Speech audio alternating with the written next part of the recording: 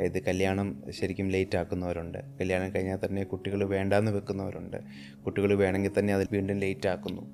പിന്നെ ആദ്യത്തെ കുട്ടി ഉണ്ടായിക്കഴിഞ്ഞാൽ തന്നെ അതിന് മുലപ്പാൽ അല്ലെങ്കിൽ ബ്രസ്റ്റ് ഫീഡിങ് കൊടുക്കാൻ സമയം കിട്ടുന്നില്ല, പ്രോപ്പർലി നമുക്ക് ചെയ്യാനുള്ള ടൈം കിട്ടുന്നില്ല. ഇതും എല്ലാം ആക്ച്വലി ബ്രസ്റ്റ് ക്യാൻസറിന് കാരണമാണ്. ഫാമിലി ട്രഡീഷൻ പ്രകാരം എല്ലാവർക്കും ബ്രസ്റ്റ് ക്യാൻസറാണ്. അപ്പോൾ ഇവർ ക്യാൻസർ ഐഡൻറ്റിഫൈ ചെയ്യുന്നതിന് മുമ്പേ ബ്രസ്റ്റ് മുറിച്ച് കളഞ്ഞു, അങ്ങനെയൊക്കെ ഉണ്ടാകും. ചെയ്യാറുണ്ട്. ആഞ്ചലീന ജോളി അങ്ങനെയാണ്. സ്മോക്ക് ചെയ്യാത്തവരിൽ ഞാൻ ലങ് ക്യാൻസർ കണ്ടിട്ടുണ്ട്. ആൽക്കഹോൾ കൺസ്യൂം ചെയ്യാത്തവരിൽ ഞാൻ ലിവർ ക്യാൻസറും കണ്ടിട്ടുണ്ട്. അതെന്താണ് അങ്ങനെ? സ്ത്രീകൾ ഇന്ന് ഏറ്റവും കൂടുതൽ പേടിക്കുന്ന ഒരു അസുഖമാണ് ബ്രസ്റ്റ് ക്യാൻസർ. എന്നാൽ അത് ആദ്യമേ കണ്ടുപിടിക്കാൻ കഴിഞ്ഞാൽ, മികച്ച ചികിത്സ നൽകിയാൽ പൂർണ്ണമായും ഭേദപ്പെടുത്താൻ കഴിയുന്ന ഒന്നാണ് അത്. ബ്രസ്റ്റ് ക്യാൻസറിനെ പറ്റിയും അതിൻ്റെ ട്രീറ്റ്മെൻറ്റിനെ കുറിച്ചും ഇന്ന് നമ്മളോട് സംസാരിക്കാൻ ഇവിടെയുള്ളത് doctor Varun Raj, senior consultant oncologist, medical trust. I welcome you to the show. Thank you. Doctor, എന്തുകൊണ്ടാണ് യങ്സ്റ്റേഴ്സിൽ ഇന്ന് ബ്രസ്റ്റ് ക്യാൻസർ കൂടാനുള്ള കാരണം? യങ്സ്റ്റേഴ്സ് ബ്രസ്റ്റ് ക്യാൻസർ കൂടി വരാനുള്ള കാരണം മെയിൻലി ലൈഫ് സ്റ്റൈൽ തന്നെ ആണ്. കാരണം ഇപ്പോഴത്തെ യങ് ജനറേഷൻ ലൈഫ് സെറ്റിൽ ചെയ്യാനുള്ള ഒരു സ്ട്രെസ്സുണ്ട്. അതോടൊപ്പം തന്നെ അവരുടെ പ്രയോറിറ്റീസ് മാറുന്നു. അതായത് കല്യാണം ശരിക്കും ലേറ്റ് ആക്കുന്നവരുണ്ട്, കല്യാണം കഴിഞ്ഞാൽ തന്നെ കുട്ടികൾ വേണ്ടാന്ന് വെക്കുന്നവരുണ്ട്, കുട്ടികൾ വേണമെങ്കിൽ തന്നെ അത് വീണ്ടും ലേറ്റ് ആക്കുന്നു.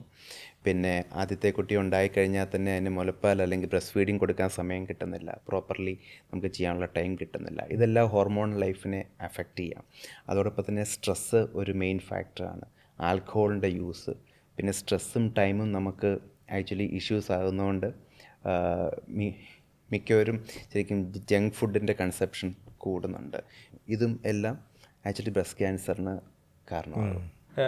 എന്തുകൊണ്ടാണ് ഡോക്ടർ? ഇപ്പോൾ സ്മോക്ക് ചെയ്യാത്തവരിൽ ഞാൻ ലങ് ക്യാൻസർ കണ്ടിട്ടുണ്ട്. പിന്നെ അതേമാതിരി ആൽക്കഹോൾ കൺസ്യൂം ചെയ്യാത്തവരിൽ ഞാൻ ലിവർ ക്യാൻസറും കണ്ടിട്ടുണ്ട്. അതെന്താണ് അങ്ങനെ? ഇത് ഞങ്ങളുടെയൊക്കെ സാധാരണ പ്രാക്ടീസിലുണ്ടാകുന്ന ക്വസ്റ്റ്യൻ തന്നെയാണ്.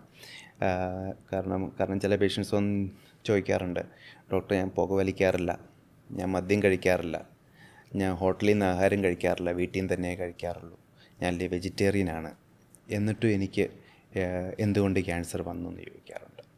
അപ്പം ആക്ച്വലി ക്യാൻസർ ബേസിക്കലി ഒരു ജെനറ്റിക് ഡിസീസാണ്. നമ്മുടെ ശരിക്കും ജീനിൽ വരുന്ന മാറ്റങ്ങൾ കൊണ്ടാണ് ക്യാൻസർ വരുന്നത്. അത് ഒരിക്കലും ഒരു കാരണങ്ങൾ കൊണ്ടല്ല ഉണ്ടാകുന്നത്, അത് മൾട്ടി ഫാക്ടോറിയലാണ്.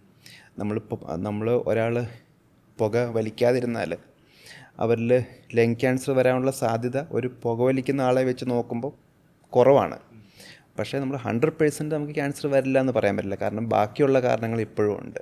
അദ്ദേഹം ചെയ്യുന്ന ജോലി അല്ലെങ്കിൽ എൻവയോൺമെൻറ്റ്, അപ്പം അങ്ങനെ ഒരുപാട് കാരണങ്ങൾ കൊണ്ട്, അല്ലെങ്കിൽ റേഡിയേഷൻ പോലുള്ള കാര്യങ്ങൾ, ഇതും കൊണ്ടൊക്കെ നമുക്ക് ക്യാൻസർ വരാം.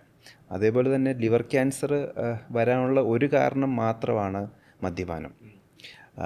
ഫാറ്റി ലിവർ ഉണ്ടാകുന്നത് മദ്യപാനം ഇല്ലാതെയും വരാം, നമ്മുടെ ലിവിങ് ഹാബിറ്റ്സും കൊണ്ട് വരാം, അല്ലെങ്കിൽ ഒബീസിറ്റി അല്ലെങ്കിൽ സെഡൻറ്ററി ലൈഫ് സ്റ്റൈൽ എന്നൊക്കെ പറയുമല്ലോ, അതായത് ഒട്ടും വ്യായാമം ഇല്ലാത്ത അവസ്ഥ, അല്ലെങ്കിൽ കൂടുതൽ ജങ്ക് ഫുഡ് കഴിക്കുന്ന ആൾക്കാരിൽ.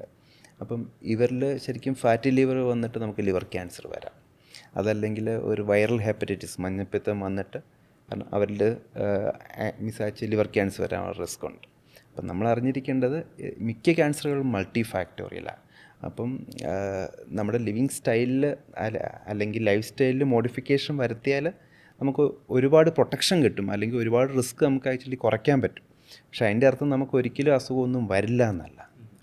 അപ്പം ഇതാണ് കാരണം ഈ ചോദ്യത്തിനുള്ള ഒരു ഉത്തരം. ഡോക്ടറിൻ്റെ പ്രൊഫഷണൽ എക്സ്പീരിയൻസിൽ ഒട്ടും മറക്കാൻ പറ്റാത്തൊരു കേസ് ഷെയർ ചെയ്യാൻ പറ്റും? എനിക്ക് ആദ്യം ഓർമ്മ വരുന്നത് ഒരു പെൺകുട്ടിയാണ്. കാരണം 25 വയസ്സേ ഉള്ളൂ, വളരെ സ്മാർട്ട് ആക്റ്റീവായിട്ടുള്ള ഒരു ലേഡി, TV ആങ്കറാണ്. അവർക്ക് ബ്രസ്റ്റ് ക്യാൻസർ ഉണ്ടായിരുന്നു, ഓപ്പറേഷൻ കഴിഞ്ഞു, ആദ്യത്തെ സ്റ്റേജിലുള്ള അസുഖമാണ്.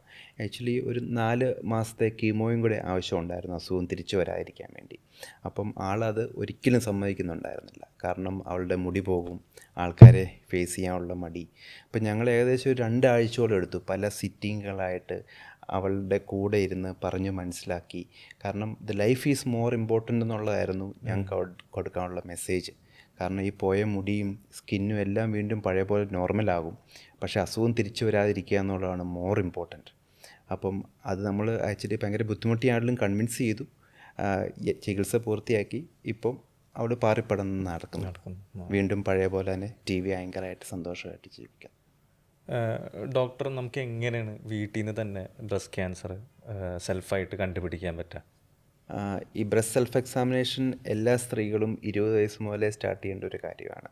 അതിനുവേണ്ടി മാസത്തിൽ ഒരു ദിവസം നമ്മൾ തിരഞ്ഞെടുക്കുക. ഏറ്റവും നല്ലത് പീരിയഡ്സിന് ഒരാഴ്ചയ്ക്ക് ശേഷമാണ് ഏറ്റവും നല്ലത്. നമുക്ക് റൂമിൽ അല്ലെങ്കിൽ ബാത്റൂമിൽ കണ്ണാടിയുടെ ഫ്രണ്ടിൽ ചെയ്യാവുന്ന കാര്യമാണ്. ആക്ച്വലി 2 മിനിറ്റേ എടുക്കുകയുള്ളൂ. എല്ലാവരും കണ്ണാടിയുടെ ഫ്രണ്ടിൽ നിൽക്കുക.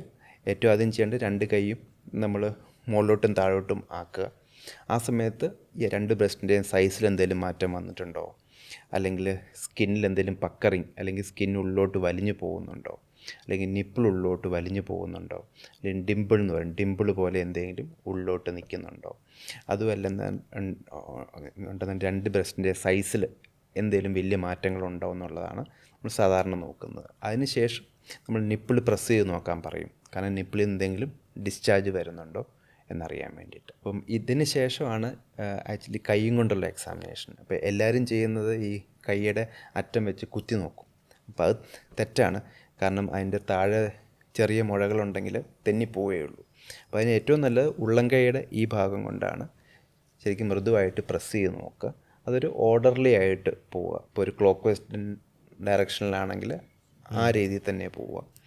അത് അങ്ങനെ എല്ലാ ദിവസവും ചെയ്യാൻ പാടില്ല. മാസത്തിൽ ഒരു ദിവസം ചെയ്യുക. കാരണം എല്ലാ ദിവസവും ചെയ്താൽ ഈ ബ്രസ്റ്റിൽ വരുന്ന മാറ്റങ്ങൾ നമുക്കൊരിക്കലും അപ്രീഷിയേറ്റ് ചെയ്യാൻ കഴിയില്ല. അപ്പം ഇതിനകത്ത് നമുക്ക് എന്തെങ്കിലും അബ്നോർമലായിട്ട് അല്ലെങ്കിൽ സംശയകരമായിട്ട് തോന്നിക്കഴിഞ്ഞാൽ, പുതിയ മുഴയോ അല്ലെങ്കിൽ സ്കിന്നിലെ മാറ്റങ്ങളോ നിപ്പിളിലെ ഡിസ്ചാർജോ വല്ലതും തോന്നുവാണെങ്കിൽ അടുത്തുള്ള ഒരു ഡോക്ടറെ കാണുക.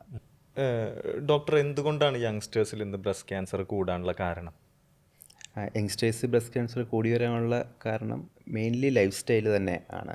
കാരണം ഇപ്പോഴത്തെ യങ് ജനറേഷൻ ലൈഫ് സെറ്റിൽ ചെയ്യാനുള്ള ഒരു സ്ട്രെസ്സുണ്ട്. അതോടൊപ്പം തന്നെ അവരുടെ പ്രയോറിറ്റീസ് മാറുന്നു.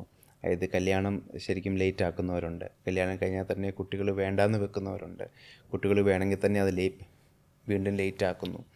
പിന്നെ ആദ്യത്തെ കുട്ടി ഉണ്ടായിക്കഴിഞ്ഞാൽ തന്നെ അതിന് മുലപ്പാൽ അല്ലെങ്കിൽ ബ്രസ്റ്റ് ഫീഡിങ് കൊടുക്കാൻ സമയം കിട്ടുന്നില്ല. പ്രോപ്പർലി നമുക്ക് ചെയ്യാനുള്ള ടൈം കിട്ടുന്നില്ല. ഇതെല്ലാം ഹോർമോൺ ലൈഫിനെ അഫക്റ്റ് ചെയ്യാം. അതോടൊപ്പം തന്നെ സ്ട്രെസ്സ് ഒരു മെയിൻ ഫാക്ടറാണ്.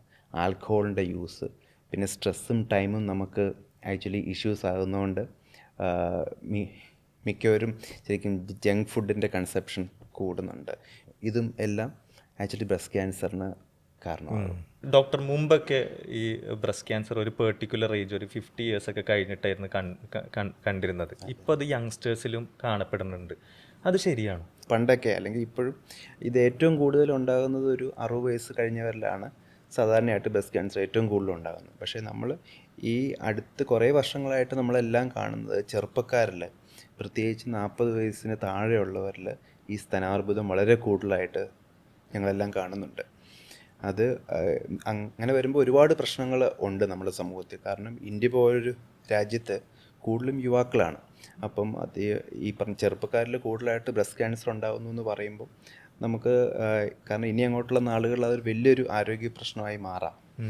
അപ്പം ഇതിനകത്ത് വേറെ കുറച്ച് പ്രശ്നങ്ങളുണ്ട്. കാരണം മിക്ക ചെറുപ്പക്കാരും അവർ ഇതിനെപ്പറ്റി അധികം ബോധേഡല്ല. കാരണം ഞങ്ങളിപ്പോൾ ടെസ്റ്റ് ചെയ്യേണ്ട ആവശ്യമില്ല, അല്ലെങ്കിൽ ഞങ്ങളിപ്പം ഇത് ഞങ്ങൾക്കുണ്ടാകുന്ന ഒരു അസുഖമല്ല എന്ന് പലരും ചിന്തിക്കാറുണ്ട്. ഇത് പ്രായമുള്ളവർക്ക് മാത്രമാണ് വരുന്നത്, അതുകൊണ്ട് അവർ ടെസ്റ്റ് ചെയ്യാറില്ല. അപ്പം മിക്കപ്പോഴും അത് കണ്ടുപിടിക്കുമ്പോൾ കുറച്ച് ലേറ്റ് ആകാറുണ്ട്. കാരണം റിപ്രൊഡക്റ്റീവ് ഏജ് ഗ്രൂപ്പുള്ള സ്ത്രീകളിൽ ബ്രസ്റ്റിലല്ലാതെ തന്നെ പല രീതിയിലുള്ള തടിപ്പുകൾ ഉണ്ടാകാറുണ്ട്. ഉദാഹരണത്തിന് കേട്ടിട്ടുണ്ടാകും ഫൈബ്രോ അഡിനോമ അല്ലെങ്കിൽ സിസ്റ്റിക് ഡിസീസ്. അങ്ങനെ സാധാരണ രീതിയിലുള്ള ക്യാൻസർ അല്ലാത്ത മുഴകൾ ആ പ്രായത്തിൽ ധാരാളമായിട്ട് ഉണ്ടാകാറുണ്ട്. അപ്പം മിക്ക ചെറുപ്പക്കാരും ഇത് പ്രശ്നമല്ല എന്ന് വെച്ച് നമ്മൾ വെച്ചുകൊണ്ടിരിക്കാറുണ്ട്. അതോടൊപ്പം തന്നെ ഈ ക്യാൻസർ യങ്സ്റ്റേഴ്സിൽ വരുമ്പോൾ അത് കുറച്ച് ഹൈ ഗ്രേഡ് ആയിരിക്കും, അല്ലെങ്കിൽ കുറച്ച് കട്ടി കൂടിയ ക്യാൻസർ ആയിരിക്കും. നമ്മൾ ട്രിപ്പിൾ നെഗറ്റീവ് എന്നൊക്കെ പറയും. അതുപോലുള്ള ക്യാൻസർ ആയിരിക്കും ചെറുപ്പക്കാരിൽ വരുന്നത്. അപ്പം മിക്കപ്പോഴും നമ്മൾ കണ്ടുപിടിക്കുമ്പോൾ ലേറ്റ് ആവും. പിന്നെ അസുഖം വരുമ്പോൾ അത് കുറച്ച് കട്ടി കൂടിയ ടൈപ്പായിരിക്കും വരുന്നത്. അപ്പോൾ ചെറുപ്പക്കാരിൽ ഇപ്പം വളരെയധികം ക്യാൻസർ ഉണ്ടാകുന്നുണ്ട്, പ്രത്യേകിച്ച് ബ്രസ്റ്റ് ക്യാൻസർ. അതിൻ്റെ കാരണം നമ്മൾ നോക്കിപ്പോയി കഴിഞ്ഞാൽ കൂടുതലും ലൈഫ് സ്റ്റൈലുമായിട്ട് ബന്ധപ്പെട്ട് തന്നെയാണ് ഉണ്ടാകുന്നത്. കാരണം ബ്രസ്റ്റ് ക്യാൻസർ ഉണ്ടാകാനുള്ള ഏറ്റവും പ്രധാനപ്പെട്ട കാരണം ഒന്ന് സ്ത്രീ ആയിരിക്കുക എന്നുള്ളതാണ്. കാരണം കൂടുതലും ഇത് സ്ത്രീകളിലാണ് വരുന്നത്. പിന്നെ അതായത് പ്രായം കൂടുന്തോറും ബ്രസ്റ്റ് ക്യാൻസർ വരാനുള്ള സാധ്യത കൂടുതലാണ്. പക്ഷെ മൂന്നാമത്തെ കാരണമാണ് ഒരു സ്ത്രീയുടെ ഹോർമോണൽ ലൈഫ്. അതായത് ആർത്തവം ആരംഭിക്കും മുതൽ ആർത്തവ വിരാമം വരെയുള്ള ഒരു കാലഘട്ടം. ഉദാഹരണത്തിന് കാരണം ഒരു കുട്ടി ഒരു 10-ാം വയസ്സിൽ ആർത്തവം ആരംഭിക്കുകയും ഒരു 60-ാം വയസ്സിലാണ് ആർത്തവം അവസാനിക്കുന്നതെങ്കിൽ അവരുടെ ഹോർമോണൽ ലൈഫ് 50 വർഷമാണ്. So it's A long period അല്ലേ. അപ്പം അത്രയും നാളും ഈ ഹോർമോണോട് എക്സ്പോസ്ഡ് ആണ്. അപ്പോൾ ഈ ഹോർമോണൽ ലൈഫ് കൂടുന്തോറും നമുക്ക് ക്യാൻസർ വരാനുള്ള സാധ്യത ശരിക്കും കൂടുതലാണ്. അപ്പം അതോടൊപ്പം തന്നെ ഇപ്പം അതായത് കല്യാണം ലേറ്റ് ആവുകയാണ്, പിന്നെ അല്ലേ കുട്ടികൾ വേണ്ടെന്ന് വെക്കുകയാണ്, അല്ലെങ്കിൽ കുട്ടികളില്ലാത്ത അവസ്ഥ, കുട്ടികളുണ്ടായാൽ തന്നെ മുലപ്പാൽ നമുക്ക് ആവശ്യത്തിന് കൊടുക്കാൻ പറ്റാതിരിക്കുക, ഇതൊക്കെ ഇന്നത്തെ കാലത്ത് മിക്കപ്പോഴും ഉണ്ടാകുന്നതാണ്. ഇങ്ങനെയൊക്കെ വരുമ്പോഴും നമ്മുടെ ഹോർമോണൽ ലൈഫ് കൂടുകയാണ് ചെയ്യുന്നത്, ഹോർമോണൽ എക്സ്പോഷർ കൂടുകയാണ് ചെയ്യുന്നത്. അതോടൊപ്പം തന്നെ സ്ട്രെസ്സ്, പിന്നെ നമ്മൾ കഴിക്കുന്ന ഫുഡ്, കൂടുതലും ജങ്ക് ഫുഡ് കഴിക്കുമ്പം ഒബീസിറ്റി ഉണ്ടാകുന്നു. കാരണം ഒബീസിറ്റി ഇറ്റ്സെൽഫ് കാരണം ഈ പറയുന്ന ബ്രസ്റ്റ് ക്യാൻസറിനൊരു കാരണമാണ്. നമ്മൾ അമിതവണ്ണം അല്ലെ എന്നൊക്കെ പറയുമല്ലോ. പിന്നെ ആൽക്കഹോളിൻ്റെ യൂസ്, ഇതെല്ലാം യങ്സ്റ്റേഴ്സിൽ കാരണം അവരുടെ ലൈഫിൻ്റെ ഒരു പാർട്ട് അല്ലെങ്കിൽ ഒരു രീതി അല്ലെങ്കിൽ മറ്റു രീതിയിൽ ആക്ച്വലി ആകുന്നുണ്ട്. അപ്പം അതും ഇപ്പം ഈ ആദ്യം ചോദിച്ച പോലെ ചെറുപ്പക്കാരിൽ ഉണ്ടാകാനുള്ള ഒരു പ്രധാനപ്പെട്ട കാരണമാണത്. ജെനറ്റിക്സിന് റോൾ ഉണ്ടല്ലോ? തീർച്ചയായിട്ടും ഉണ്ട്. അത് പക്ഷേ നമ്മളെല്ലാവരും നമ്മൾ കൺസേൺഡ് ആകുന്ന പോലെ ഇല്ല. കാരണം ഒരു 5% ഉള്ളൂ ശരിക്കും ജെനറ്റിക്സ് റോള്. ജെനറ്റിക്സ് എന്ന് ഉദ്ദേശിക്കുന്നത് പാരമ്പര്യമായിട്ട് അല്ലെങ്കിൽ ഹെറിഡിറ്ററി ആയിട്ട് ക്യാൻസർ ഉണ്ടാകാമോ എന്ന് മിക്കവരും ചോദിക്കാറുണ്ട്. അത് മൊത്തം ഉള്ള ക്യാൻസറുകളിൽ ഒരു 5% ഉള്ളൂ. അത് നമ്മുടെ ശരിക്കും നമ്മുടെ ഫാമിലിയിൽ വേറെ ആർക്കൊക്കെ ഉണ്ടായിട്ടുണ്ട്, അല്ലെങ്കിൽ അവർക്ക് എന്ത് ടൈപ്പ് ക്യാൻസറാണ്, അല്ലെങ്കിൽ നമ്മുടെ തന്നെ ഫാമിലിയിൽ ഒരാൾക്ക് ഇപ്പം വായിലുണ്ടാകുന്ന ഒരു ക്യാൻസർ അല്ലെങ്കിൽ നാക്കിലുണ്ടാകുന്ന ഒരു ക്യാൻസർ ഉണ്ടായാൽ അതും ഈ പറഞ്ഞ ബ്രസ്റ്റ് ക്യാൻസറുമായിട്ട് കണക്റ്റഡ് അല്ല. കാരണം അത് പുകവലിയോ അല്ലെങ്കിൽ ശരിക്കും പുകയിലയുടെ ഉപയോഗം കൊണ്ടുണ്ടായതായിരിക്കും. അതുകൊണ്ട് നമുക്ക് ഇത് പാരമ്പര്യമായിട്ട് ഉണ്ടാകണമെന്നില്ല. ശരിക്കും ഈ പറയുന്ന ബ്രസ്റ്റ് ക്യാൻസറും ഓവറി ക്യാൻസറും ഒക്കെ നമ്മുടെ ഇമ്മീഡിയറ്റ് ആയിട്ടുള്ള റിലേറ്റീവ്സിൽ അമ്മ അല്ലെങ്കിൽ അമ്മയും ആൻറ്റിമാർ, പെങ്ങന്മാർ അല്ലെങ്കിൽ ഫസ്റ്റ് കസിൻസ് അവർക്കൊക്കെ ഉണ്ടായിട്ടുണ്ടെങ്കിൽ നമുക്കതിനുള്ള റിസ്ക് ഉണ്ട്. പക്ഷേ അപ്പോഴും നമ്മൾ ബാക്കി ടെസ്റ്റുകൾ ചെയ്ത് നോക്കിയാൽ മാത്രമേ നമുക്ക് കൂടുതൽ റിസ്ക് ഉണ്ടോ ഇല്ലയോ എന്ന് പറയാൻ പറ്റും. അത് പക്ഷേ ഒരു 5% പാരമ്പര്യമായിട്ട് ഉണ്ടാകാനുള്ള സാധ്യതയുള്ളൂ. ഈ ബ്രസ്റ്റ് ക്യാൻസർ പുരുഷന്മാരെ ബാധിക്കുമോ? ഉണ്ടാകാം. കാരണം ഇത് സ്ത്രീകളിൽ മാത്രം വരുന്ന അസുഖമല്ല. പക്ഷേ ഒരു 99% സ്ത്രീകളിൽ മാത്രം വരുന്ന അസുഖമാണ്. പക്ഷേ വളരെ വിരളമായിട്ട് ഇത് പുരുഷന്മാരിലും. നമ്മൾ ശരിക്കും ഒരു ശതമാന കണക്കെടുത്ത് നോക്കിയാൽ 1% ആണ് പറയുന്നത്. അത് ഈ പറഞ്ഞ പുരുഷന്മാരിലും വരാം. അതും ഇതുപോലെ തടുപ്പ് പോലെ തന്നെയാണ് വരുന്നത്. അതിൻ്റെയും ചികിത്സ ഏകദേശം ഇതുപോലെ തന്നെയാണ്. കാരണം സ്ത്രീകളിലും പുരുഷന്മാരിലും ബ്രസ്റ്റ് ക്യാൻസർ വന്നു കഴിഞ്ഞാൽ ചികിത്സ ഒരുപോലെ തന്നെയാണ് ചെയ്യുക. ഈ സ്ക്രീനിങ് ഉപയോഗിച്ച് നമുക്ക് ബ്രസ്റ്റ് ക്യാൻസറിൻ്റെ തുടക്കം നമുക്ക് കണ്ടുപിടിക്കാൻ കഴിയും? തീർച്ചയായിട്ടും. നമ്മൾ ആദ്യം പറഞ്ഞ പോലെ തന്നെ ഇത് സ്ക്രീനിങ് കൂടെ നമുക്ക് നേരത്തെ കണ്ടുപിടിക്കാൻ പറ്റുന്ന വളരെ കുറച്ച് ക്യാൻസറുകളേ ഉള്ളൂ. ഒന്ന് നമ്മുടെ ഓറൽ ക്യാൻസർ നമുക്ക് ടെസ്റ്റുകൾ ചെയ്ത് നമുക്ക് പെട്ടെന്ന് കണ്ടുപിടിക്കാൻ പറ്റും.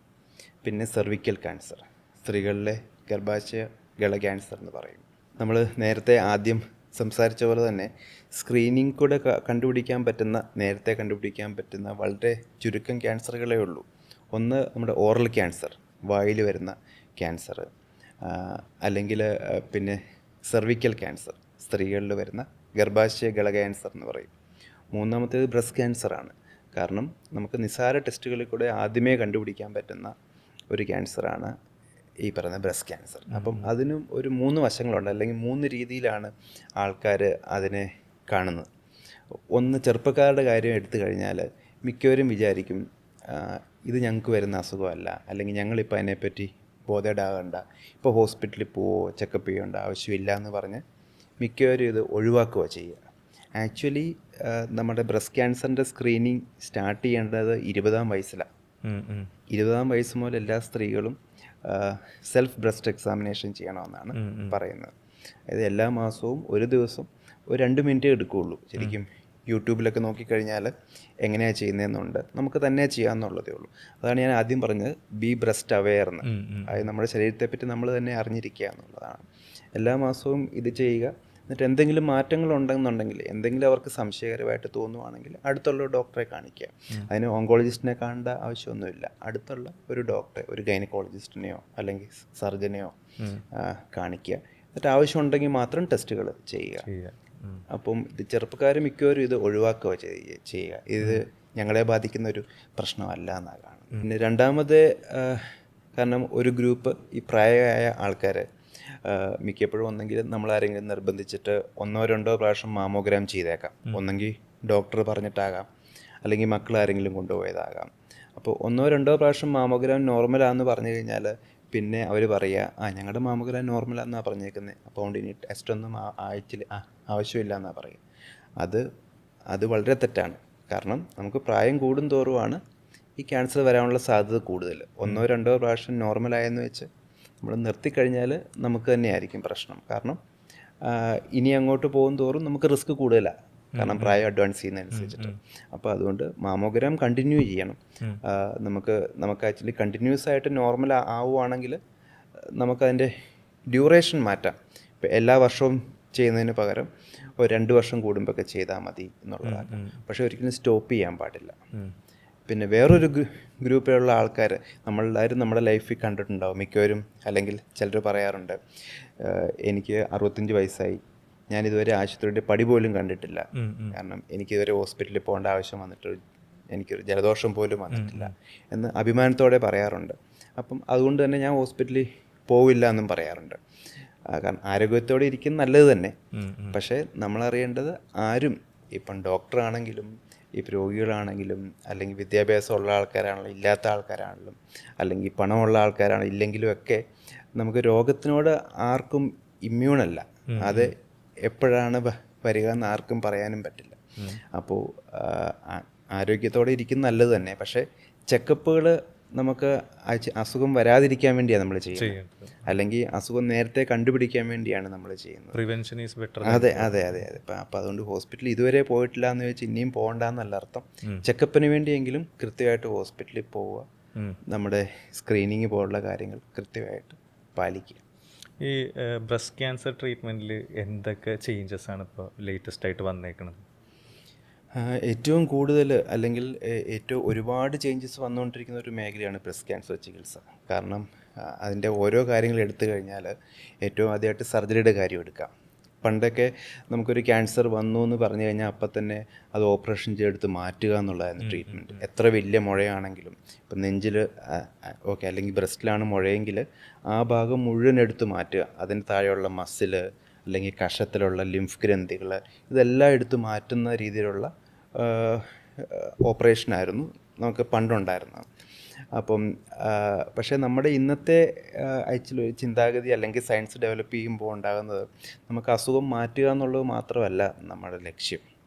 ഒരു ഐഡിയൽ ക്യാൻസർ ട്രീറ്റ്മെൻറ്റിൻ്റെ ലക്ഷ്യം എന്ന് പറഞ്ഞാൽ അസുഖം മാറുക, പിന്നെ അസുഖം വരാതിരിക്കുക, പിന്നെ അല്ലെങ്കിൽ അസുഖം തിരിച്ചു വരാതിരിക്കുക, പിന്നെ രോഗിയുടെ ക്വാളിറ്റി ഓഫ് ലൈഫ്. കാരണം രോഗിയുടെ ജീവിതം വീണ്ടും പഴയ പോലെ ആക്കുക, ആൾക്ക് നോർമലായിട്ട് മുമ്പോട്ട് പോകാൻ കഴിയുക, അവരുടെ സർവൈവൽ കൂട്ടുക, അല്ലെങ്കിൽ അവരുടെ ഒരു അതിജീവനം ബാക്കി എല്ലാവരെയും പോലെ ഒരുപോലെ ആക്കുക. കാരണം ആ രീതിയിലാണ് ഇപ്പോഴത്തെ രീതിയിലുള്ള ക്യാൻസർ ചികിത്സ എല്ലാം മുമ്പോട്ട് പോകുന്നത്. അതുകൊണ്ട് തന്നെ ഇപ്പോഴത്തെ ക്യാൻസർ സർജറി ആക്ച്വലി ആ ഓർഗൻ മുഴുവനായിട്ട് എടുത്ത് മാറ്റുക എന്നുള്ളതല്ല ഉദ്ദേശിക്കുന്നത്. കാരണം ബ്രസ്റ്റ് അല്ലെങ്കിൽ സ്തനമെന്ന് പറയുന്നത് സ്ത്രീയുടെ ഒരു വളരെ പ്രധാനപ്പെട്ട ഒരു ഓർഗനാണ്. അപ്പം അത് അത്ര നിസ്സാരമായിട്ട് എടുത്ത് മാറ്റുക എന്നുള്ള ഒരു കൺസെപ്റ്റ് ഇപ്പം ഇല്ല. നമുക്ക് മാക്സിമം അത് സേവ് ചെയ്യുക എന്നുള്ള രീതിയാണ് ഇപ്പം നമ്മളെല്ലാവരും ഫോളോ ചെയ്യുന്നത്. നമുക്കൊരു ട്യൂമർ ആദ്യത്തെ സ്റ്റേജിലുള്ളതാണെങ്കിൽ നമുക്കൊരു മുഴ മാത്രമായിട്ട് എടുത്ത് മാറ്റാൻ പറ്റും. ആ ബ്രസ്റ്റിൻ്റെ സൈസും ആകാരവും എല്ലാം പഴയ പോലെ തന്നെ മെയിൻറ്റെയിൻ ചെയ്യാൻ പറ്റും. ഇനി കുറച്ചുകൂടി വലിയ ട്യൂമർ ആണെങ്കിൽ നമുക്ക് ആ ആൾക്ക് ആ ബ്രസ്റ്റ് സേവ് ചെയ്യണമെന്നുണ്ടെങ്കിൽ നമുക്ക് ആദ്യം കീമോ പോലുള്ള മെഡിസിൻ കൊടുത്ത് അതിനെ ചുരുക്കിയതിന് ശേഷം ആ ട്യൂമർ മാത്രമായിട്ട് റിമൂവ് ചെയ്യാൻ പറ്റും. അപ്പോഴും മിക്കപ്പോഴും പേഷ്യൻസിന് ഭയങ്കര പേടിയാണ്. കാരണം നമ്മൾ ബ്രസ്റ്റ് മുഴുവനായിട്ട് മാറ്റിയില്ലെങ്കിൽ ക്യാൻസർ തിരിച്ചു വരുമോ എന്നുള്ളത്. കാരണം അത് തെറ്റാണ്. കാരണം രണ്ടിൻ്റെ റിസൾട്ട് ഒരുപോലെയാണ്. ബ്രസ്റ്റ് മുഴുവനായിട്ട് മാറ്റണമെന്ന് നിർബന്ധമില്ല. ട്യൂമർ മാത്രം, അതായത് പ്രോപ്പറായിട്ടൊരു ക്യാൻസർ സർജറി ആണെങ്കിൽ ട്യൂമർ മാത്രം റിമൂവ് ചെയ്താലും മതിയാവും. പക്ഷേ നമുക്ക് അതിന് ഭാഗമായിട്ട് റേഡിയേഷൻ കൂടെ ചെയ്യേണ്ടി വരും എന്നുള്ളൂ മാത്രം. അങ്ങനെയാണെന്നുണ്ടെങ്കിൽ നമ്മുടെ റിസൾട്ട് ഒരേപോലെ തന്നെയാണ്. നിങ്ങൾ ശ്രദ്ധിച്ചിട്ടുണ്ടെങ്കിൽ അറിയാൻ പറ്റും. കാരണം പണ്ട് കാലത്ത് ശരിക്കും ബ്രസ്റ്റിൻ്റെ ഓപ്പറേഷൻ കഴിഞ്ഞ ആൾക്കാർക്കൊക്കെ ആ ഒരു കയ്യിലും ഫുള്ള് നീരായിരിക്കും, വലിയ നീര് തടുപ്പൊക്കെ ആയിട്ടായിരിക്കും മിക്കവരും നടക്കുന്നത്. പക്ഷെ ഇന്നത്തെ കാലത്ത് മിക്കവർക്കും അങ്ങനെയൊന്നും ഉണ്ടാകാറില്ല. കാരണം നമ്മൾ സർജറിയുടെ ഇൻറ്റൻസിറ്റി അല്ലെ അഗ്രസീവ്നെസ് കുറച്ചു. അത്രയും ആവശ്യമില്ല എന്ന് നമുക്ക് മനസ്സിലായതുകൊണ്ട് തന്നെ അതിൻ്റെ സൈഡ് എഫക്ട്സും കുറവായിരിക്കും. പിന്നെ റേഡിയേഷൻ ആണെങ്കിലും പണ്ട് കാലത്തൊക്കെ റേഡിയേഷൻ എടുക്കുമ്പോൾ ആ നെഞ്ച് ഫുള്ള് പൊള്ളിപ്പോവുക എന്നൊക്കെ മേ ബി കേട്ടിട്ടുണ്ടാകും, അല്ലെങ്കിൽ അവിടുത്തെ തൊലി പോവുക, അങ്ങനെ ഒരുപാട് സൈഡ് എഫക്റ്റ് ഉണ്ടായിരുന്നു. പക്ഷേ ഇന്നത്തെ കാലത്തെ റേഡിയേഷൻ കഴിഞ്ഞാൽ ഫോക്കസ്ഡ് ആയിട്ടുള്ള റേഡിയേഷനാണ്. നമുക്ക് ഏതൊക്കെ ഭാഗത്ത് ചികിത്സിക്കണമെന്നുള്ള കാര്യം വ്യക്തമായിട്ട് നമ്മളെല്ലാവരും കൂടെ മീറ്റിംഗ് ഉണ്ടാകും. അതിന് ട്യൂമർ ബോർഡ് എന്നാണ് പറയുന്നത്. എല്ലാ എക്സ്പേർട്സും കൂടെ ഒരുമിച്ചിരുന്ന് നമ്മൾ ചർച്ച ചെയ്തിട്ടാണ് കാരണം നമ്മുടെ ഉദ്ദേശം നമുക്ക് ബെറ്റർ സർവൈവൽ അല്ലെങ്കിൽ ബെറ്റർ ഔട്ട്കം വേണം, അതോടൊപ്പം തന്നെ രോഗിയുടെ ക്വാളിറ്റി ഓഫ് ലൈഫും നമുക്ക് ബെറ്റർ ആയിരിക്കണം. അപ്പം ആ രീതിയിലാണ് ഇന്നത്തെ സർജറിയും റേഡിയേഷനും എല്ലാം മുമ്പോട്ട് പോകുന്നത്. പിന്നെ ഏറ്റവും വിപ്ലവാത്മകമായിട്ടുള്ള മാറ്റങ്ങൾ ഉണ്ടായിട്ടുള്ളത് അതായത് മെഡിസിനും കൊണ്ടുള്ള ചികിത്സയിൽ നമ്മളെല്ലാവരും കീമോതെറാപ്പി എന്ന് പറയുന്ന പോലുള്ള ചികിത്സ, പിന്നെ ടാർഗറ്റഡ് തെറാപ്പി എന്ന് പറയുന്ന ചികിത്സയുണ്ട്, ഹോർമോൺ തെറാപ്പിയുണ്ട്, പിന്നെ ഇമ്മ്യൂണോ തെറാപ്പിയുണ്ട്. ഒരുപാട് രീതിയിലുള്ള ചികിത്സകൾ ഉണ്ടായിട്ടുണ്ട്. അപ്പം ഇതെല്ലാം നമുക്ക് കുറച്ചുകൂടി ഔട്ട്കം ബെറ്റർ ആക്കാനും രോഗിയുടെ സർവൈവൽ അത് കൂട്ടാനും വേണ്ടി, പിന്നെ സൈഡ് എഫക്റ്റ് കുറയ്ക്കാനും. ഇപ്പോഴത്തെ കാലത്തൊന്നും അതായത് മെയിൻലി സിനിമയിലും നോവലിലും മാത്രമേ ഉള്ളൂ ക്യാൻസറിൻ്റെ കീമോതെറാപ്പി എടുത്തിട്ട് രോഗി ഛർദ്ദിച്ച് അവശയായി കിടക്കുന്നതും ഒക്കെ. പക്ഷേ ഇപ്പോഴത്തെ ഞങ്ങളുടെയൊക്കെ പ്രാക്ടീസിൽ ഒരു 90% ആൾക്കാരിലും എഫക്റ്റീവ് മെഡിസിൻസ് ഉണ്ട്. അപ്പം അങ്ങനെ ഒരു ഛർദിയോ അതൊന്നും ഒരു വലിയൊരു ബുദ്ധിമുട്ടില്ലാതെ തന്നെ നമുക്ക് നോർമലായിട്ട് മുമ്പോട്ട് കൊണ്ടുപോകാൻ പറ്റും. മിക്കവരും ഇതൊക്കെ കേട്ടിട്ട് അല്ലെങ്കിൽ ഇതെല്ലാം സിനിമയിലൊക്കെ കണ്ടിട്ട് പേടിച്ചിട്ട് ശരിക്കും ചികിത്സ എടുക്കാതെ ഓടിപ്പോകുന്ന പേഷ്യൻസിലൊക്കെ ഞങ്ങളുടെ പ്രാക്ടീസിൽ കണ്ടിട്ടുണ്ട്. ഇതെല്ലാം ഒരു കുറേയൊക്കെ തെറ്റിദ്ധാരണ ഇപ്പോഴും അഡ്വാൻസ്ഡ് ആയത്. അതെ അതെ അതെ അതെ തീർച്ചയായിട്ടും. പിന്നെ ഡോക്ടർ, ഇപ്പോൾ ബ്രസ്റ്റ് മാറ്റണതിനെ പറ്റി പറഞ്ഞല്ലോ. ഇപ്പോൾ ചിലവർ ക്യാൻസർ ഇല്ലെങ്കിൽ പോലും അവരുടെ ഫാമിലി ജീനിൽ ഇതുണ്ട് എന്ന് പറഞ്ഞിട്ട് ഇപ്പോൾ ഏഞ്ചലീന ജോളീനെയൊക്കെ പോലെ ബ്രസ്റ്റ് കംപ്ലീറ്റ് ആയിട്ട് മുറിച്ച് കളഞ്ഞതായിട്ട് ഉണ്ടല്ലോ. അതെ, അങ്ങനെ ചെയ്യണവർ ഇപ്പോഴും ഉണ്ട്. പിന്നെ അത് എല്ലാവർക്കും ഇത് ആപ്ലിക്കബിൾ അല്ല. ഒരു 5% ആൾക്കാരിലാണ് ഞാൻ പറഞ്ഞ ഹെറിഡിറ്ററി ക്യാൻസർ ഉണ്ടാകുക. BRCA1 BRCA2 എന്ന് പറഞ്ഞ ഓരോ ജീൻ മ്യൂട്ടേഷനൊക്കെ അവരുടെ കോശങ്ങളിൽ ഉണ്ടായിട്ടുണ്ടെങ്കിൽ അത് പാരമ്പര്യമായിട്ടുള്ള ജനറേഷൻസിൽ വരാം. അങ്ങനെ ഉണ്ടെങ്കിൽ അവർക്ക് ഈ പറയുന്ന ബ്രസ്റ്റ് ക്യാൻസർ അല്ലെങ്കിൽ ഓവറി ക്യാൻസർ ഉണ്ടാകാനുള്ള സാധ്യതയുണ്ട്. അപ്പം ഈ പറയുന്ന ആൾക്കാരിലും അല്ലെങ്കിൽ ഈ പറയുന്ന പേഷ്യൻ്റ് ആകണമെന്നില്ല, അവരുടെ മക്കളിലും ഇത് പോസിറ്റീവ് ആണെങ്കിൽ, അങ്ങനെ ഉണ്ടെങ്കിൽ ഒരു പർട്ടിക്കുലർ പ്രായം കഴിയുമ്പോൾ നമ്മൾ ഈ സർജറി അഡ്വൈസ് ചെയ്യാറുണ്ട്. അതൊരു ഓപ്ഷനാണ്, എല്ലാവരും ചെയ്യണമെന്ന് നിർബന്ധമില്ല. പക്ഷേ ചെയ്തില്ല എന്നുണ്ടെങ്കിൽ നമ്മുടെ ചെക്കപ്പ് ഭയങ്കര സ്ട്രിക്റ്റ് ആയിരിക്കും. അതേപോലെ തന്നെ ഓവറിയും നമുക്ക് റിമൂവ് ചെയ്യുന്ന ശരിക്കും റെക്കമെൻഡേഷൻസ് ഒക്കെ ഉണ്ട്. പക്ഷേ അതൊക്കെ ഒരു ഓപ്ഷനായിട്ട് നമ്മൾ പറയാറുണ്ട്. അത് എല്ലാവരും ചെയ്യണമെന്ന് നമ്മൾ നിർബന്ധം പിടിക്കാറില്ല. പിന്നെ ഡോക്ടർ, ഈ പേഴ്സണലൈസ്ഡ് ക്യാൻസർ ട്രീറ്റ്മെൻറ്റ് എന്ന് പറഞ്ഞാൽ എന്താ? അതാണ് ശരിക്കും നമ്മളെല്ലാവരും അറിഞ്ഞിരിക്കേണ്ട ഒരു ഇതാണ് പേഴ്സണലൈസ്ഡ് ക്യാൻസർ ചികിത്സ, അല്ലെങ്കിൽ വ്യക്തിഗതമായ ചികിത്സ എന്നാണ് അതിന് പറയുക. കാരണം ഞങ്ങളുടെയൊക്കെ OPയിൽ ഇത് പുറത്തിരിക്കുന്ന പേഷ്യൻസ് എല്ലാവരും അങ്ങോട്ടും ഇങ്ങോട്ടും സംസാരിക്കുമല്ലോ. അപ്പം മിക്കവരും ബ്രസ്റ്റ് ക്യാൻസർ ഉള്ള ഒരു 10 പേഷ്യൻസ് ഉണ്ടെങ്കിൽ ഇവരുടെ 10 പേരുടെയും ചികിത്സ ഡിഫറെൻ്റ് ആയിരിക്കും. അപ്പം ഒരു പേഷ്യൻ്റ് ഞങ്ങളുടെ അടുത്തൊന്ന് ചോദിക്കും, സാറേ ആ പേഷ്യൻറ്റിന് ഇന്ന ചികിത്സയാണല്ലോ കൊടുത്തത്, എൻ്റെ അതേ അസുഖമാണല്ലോ, എനിക്കതല്ല തന്നത്. അല്ലെങ്കിൽ ഈ രോഗിക്ക് വില കൂടിയ മെഡിസിൻ ആണല്ലോ സാറേ എഴുതിയിരിക്കുന്നത്, എനിക്കതല്ല, അപ്പം എനിക്കത് പ്രശ്നം ഉണ്ടാവുമോ അങ്ങനെ. അല്ലെങ്കിൽ ഇന്ന രോഗി മറ്റേ ബ്രസ്റ്റ് ക്യാൻസറായിട്ട് മരിച്ചുപോയി, അപ്പോൾ എനിക്കും ബ്രസ്റ്റ് ക്യാൻസറാണ്, ഞാനും മരിച്ചു പോകും. ഇങ്ങനെയൊക്കെ ഒരുപാട് ഡൗട്ട്സ് പേഷ്യൻസ് ചോദിക്കാറുണ്ട്. അപ്പം നമ്മൾ അറിയേണ്ടത് ഓരോ ട്യൂമറും ഡിഫറെൻ്റ് ആയിരുന്നു, അല്ലെങ്കിൽ ഓരോ ട്യൂമറും ഡിഫറെൻ്റ് ആണ്. കാരണം ക്യാൻസർ എന്ന് പറഞ്ഞാൽ നമുക്ക് പൊതുവേ പറയാം, ഇപ്പോൾ ബ്രസ്റ്റ് ക്യാൻസറുള്ള 10 പേരുണ്ടെങ്കിൽ നമുക്ക് ഒരു ബ്രസ്റ്റ് ക്യാൻസർ ആണെന്ന് വിളിക്കാം എന്നുള്ളതേ ഉള്ളൂ. പക്ഷേ ഈ 10 പേരുടെയും ക്യാൻസർ ഡിഫറെൻ്റാണ്. ഞങ്ങളതിന് ട്യൂമറിൻ്റെ ബയോളജി എന്നാണ് പറയുന്നത്. ഓരോരുത്തരുടെയും സ്വഭാവം വ്യത്യാസമുള്ള പോലെ തന്നെ ഓരോ ട്യൂമറും അല്ലെങ്കിൽ അതിൻ്റെ സ്വഭാവം വ്യത്യാസമാണ്. അപ്പം അത് ശരിക്കും അതിൻ്റെ ട്രീറ്റ്മെൻറ്റ് ഞങ്ങൾ ശരിക്കും ഡിസൈൻ ചെയ്യുക ചെയ്യുന്നത്. കാരണം പണ്ടത്തെ പോലെ കാരണം ഒരു ഡോക്ടർക്ക് ഒരു മുറിയിരുന്ന് മരുന്ന് എഴുതി കൊടുക്കുക എന്നുള്ളൊരു കൺസെപ്റ്റ് അല്ല. ഇപ്പം മെയിൻലി ഒരു ടീം വർക്കാണ്. അതിന് ഞങ്ങൾ ട്യൂമർ ബോർഡ് എന്നാണ് പറയുന്നത്. കാരണം എക്സ്പേർട്സ് ആയിട്ടുള്ള എല്ലാ ഡോക്ടേഴ്സും ഒന്നിച്ചിരുന്ന് കാരണം എന്ത് സർജൻസ് ഉണ്ടാകും, അല്ലെങ്കിൽ ഓങ്കോളജിസ്റ്റ് ഉണ്ടാകും, ദെൻ റേഡിയോളജിസ്റ്റ് ഉണ്ടാകും, പത്തോളജിസ്റ്റ് ഉണ്ടാകും. ഇവരെല്ലാവരും ഒന്നിച്ചിരുന്ന് ആ ഒരു ട്യൂമറിൻ്റെ സ്വഭാവത്തെ പറ്റി ഡിസ്കസ് ചെയ്യും. എന്നിട്ട് അവർക്ക് ഏറ്റവും ബെസ്റ്റ് ട്രീറ്റ്മെൻറ്റ് എന്താണെന്ന് നമ്മൾ അവിടുന്ന് ഡിസൈൻ ചെയ്യുക ചെയ്യുന്നത്. മേ ബി ചിലർക്ക് ഓപ്പറേഷൻ മാത്രം മതിയാവും, കാരണം ഓപ്പറേഷൻ കഴിഞ്ഞാൽ പിന്നെ വേറെ ചികിത്സയൊന്നും വേണ്ടി വരില്ല. വേറെ ചിലർക്ക് ഓപ്പറേഷൻ നമുക്ക് വേണ്ടി വരില്ല, മരുന്ന് കൊണ്ടുള്ള ചികിത്സയായിരിക്കും. വേറെ ചിലർക്ക് കീമോതെറാപ്പി ആയിരിക്കും ആദ്യം കൊടുക്കുക, എന്നിട്ടായിരിക്കും ഓപ്പറേഷൻ ചെയ്യുക. അത് ഈച്ച് പേഷ്യൻ്റ് അല്ലെങ്കിൽ ഓരോ പേഷ്യൻ്റെയും ചികിത്സ വ്യത്യാസമാണ്. കാരണം ഒരു പർട്ടിക്കുലർ പേഷ്യൻ്റ് മരിച്ചെന്ന് വെച്ചാൽ അതേപോലെ തന്നെ കാരണം എനിക്കും വരുമെന്ന് പറഞ്ഞാൽ വേറൊരു പേഷ്യൻ്റ് പേടിക്കുന്നതിൽ അർത്ഥമില്ല. കാരണം ആ പേഷ്യൻ്റ് ട്യൂമറിൻ്റെ സ്വഭാവം കുറച്ചുകൂടെ അഗ്രസീവ് ആയിരിക്കും. അത് ആ ഡോക്ടർക്കാണ് ആക്ച്വലി, ആ ഡോക്ടർക്ക് അല്ലെങ്കിൽ ആ ടീമിനാണ് അത് അറിയാവുന്നത്. അപ്പം നിങ്ങളുടെ ഡോക്ടറെ ടീമിനെ ട്രസ്റ്റ് ചെയ്യുക, എന്നിട്ട് അവരുടെ അഡ്വൈസ് ഫോളോ ചെയ്യുക എന്നുള്ളതാണ് ഏറ്റവും ഇമ്പോർട്ടൻ്റ്. ഈ പേഴ്സണലൈസ്ഡ് ക്യാൻസർ മെഡിസിൻ എന്ന് പറയുമ്പോൾ ട്യൂമറിൻ്റെ റിസപ്റ്റർ, അതായത് ഹോർമോൺ പോസിറ്റീവ് ട്യൂമറുണ്ട്, ഹോർമോൺ നെഗറ്റീവ് ഉണ്ട്, അല്ലെങ്കിൽ നമ്മൾ മോണോക്ലോണൽ ആൻറ്റിബോഡി എന്ന് പറഞ്ഞ ഏറ്റവും പുതിയ രീതിയിലുള്ള ചികിത്സകളൊക്കെ ഉപയോഗിക്കുന്നുണ്ട്. അപ്പോൾ അത് ആ ഒരു റിസപ്റ്റർ പോസിറ്റീവായിട്ടുള്ള പേഷ്യൻസ് ഉണ്ടെങ്കിൽ നമ്മൾ ഈ ആൻറ്റിബോഡി കൊടുത്തു കഴിഞ്ഞാൽ ആ റിസപ്റ്ററിനെ ബ്ലോക്ക് ചെയ്യാൻ പറ്റും. അങ്ങനെ ട്യൂമറിനെ നമുക്ക് കൺട്രോൾ ചെയ്യാൻ പറ്റും. അപ്പോൾ ആക്ച്വലി ട്യൂമർ കോശങ്ങൾ മാത്രമേ നശിക്കുകയുള്ളൂ, നോർമൽ കോശങ്ങളൊന്നും നശിക്കില്ല. അപ്പോൾ ക്യാൻസർ ചികിത്സയുടെ സൈഡ് എഫക്ട്സും കുറവായിരിക്കും. അപ്പം ഇതൊക്കെയാണ് ടാർഗറ്റഡ് തെറാപ്പി എന്ന് പറയുന്നത്, അല്ലെങ്കിൽ പേഴ്സണലൈസ്ഡ് ക്യാൻസർ മെഡിസിൻ. ഏറ്റവും ഉദാഹരണമായിട്ട് പറയുകയാണെങ്കിൽ ഏറ്റവും എളുപ്പത്തിൽ മനസ്സിലാകാൻ പറ്റുന്ന, കാരണം ഒരാൾക്ക് ഷർട്ട് തയ്ക്കുന്ന പോലെയാണ്, അല്ലെങ്കിൽ ഒരാൾക്ക് ഡ്രസ്സ് തുന്നുന്ന പോലെയാണ് ഓരോ പേഷ്യൻറ്റിനുള്ള ചികിത്സ. കാരണം ഒരാൾക്കുള്ള ഷർട്ട് വേറൊരാൾക്ക് ഒരിക്കലും പാകമാവില്ല.